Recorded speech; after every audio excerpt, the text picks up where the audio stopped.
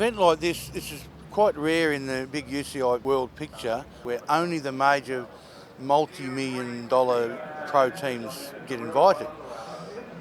The only other way you can be included in a race like this is to be a national team and invited by the UCI, which we have been for a number of years, and UniSA has been gracious in sponsoring this team. So with that said, we have to prove that we are capable of riding and being competitive and not just being an add-on.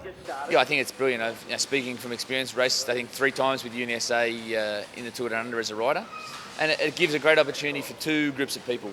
Firstly, Australian professionals who haven't got a team in the Pro Tour, so there could be continental pro teams that their team didn't get a start in Tour Down Under, so they can get a race, which is obviously the biggest race in Australia and the first of the world calendar.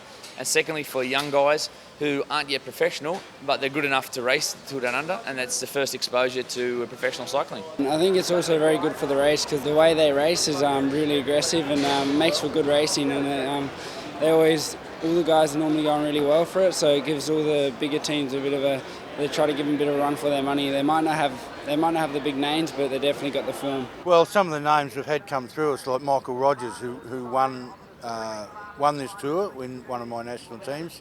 He's gone on, he was 3 times world champion on the road.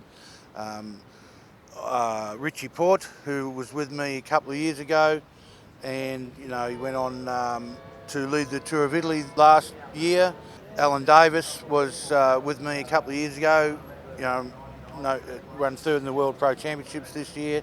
It is a great launch you've had. Also, the best team directors in the world are all here. They see our riders, they get credibility from there.